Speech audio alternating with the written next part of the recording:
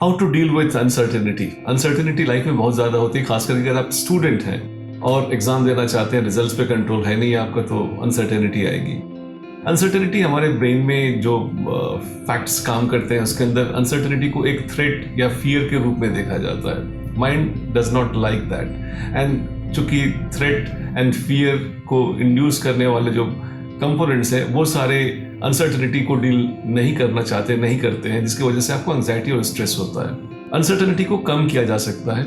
इसको अनसर्टेनिटी को कम करने के लिए I would like to give you 5 point solutions. One point which I like to mention is that uncertainty को कम करने के लिए you have to give to your mind positive stimulus. Recognise the kind of achievements that you have made. जो भी achievement आपने किया है उसको अगर आपने रिकॉग्नाइज किया तो mind will get little more certain about it and then assured कि हाँ, फियर नहीं है आगे, हमारे थ्रेट नहीं है हमारे आगे। दूसरा मैं चाहूँगा कि इसको अपने एक्टिविटीज़ को, एक्शंस को, जो ब्लर है या जो कंफ्यूजन है उसको कम करने के लिए I would like you to audit them and then try and see that what you have achieved. तो उसका एक पॉजिटिव रीइंफोर्समेंट आना शुरू हो जाता है and that really works. Mind के लिए अनसर्टेनिटी कम हो जाती है क्योंकि आपने जो अपने ब्लॉक्स थे उनको छोटे करके सर्टेन कर दिया है। Because you can not see too far but then you can see for some distance and then आपकी अनसर्टेनिटी कम होती है और माइंड को जो फियर और एंग्जाइटी आ सकती थी अनसर्टेनिटी की वजह से, थ्रेट आ सकता था अनसर्टेनिटी की वजह से, वो कम हो जाता है।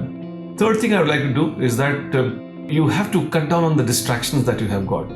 A lot of time when you start doing a lot of other activities and आपके behavior and आपके goal में कोई एक connectivity नहीं होती है तो cognitive dissonance होता है। Cognitive dissonance will fuel the uncertainty and that uncertainty becomes a problem for you. Also, I would like you to work towards time task management, which I like to advise you that you should focus on the time more than the task that you have got, because the task will give you quality as a excuse for not doing it in effective manner. क्योंकि जब बहुत ज़्यादा हम drawn हो जाते हैं अपने task के ऊपर, कमिट कर जाते हैं, तो हम क्वालिटी को अच्छा करने के चक्कर में हमें अपने आप को बहुत सारे एंग्जाइटी दे देते हैं, and that is something which I don't want you to have. पांचवी चीज, and I think to me is very very important, is that you accept yourself in totality.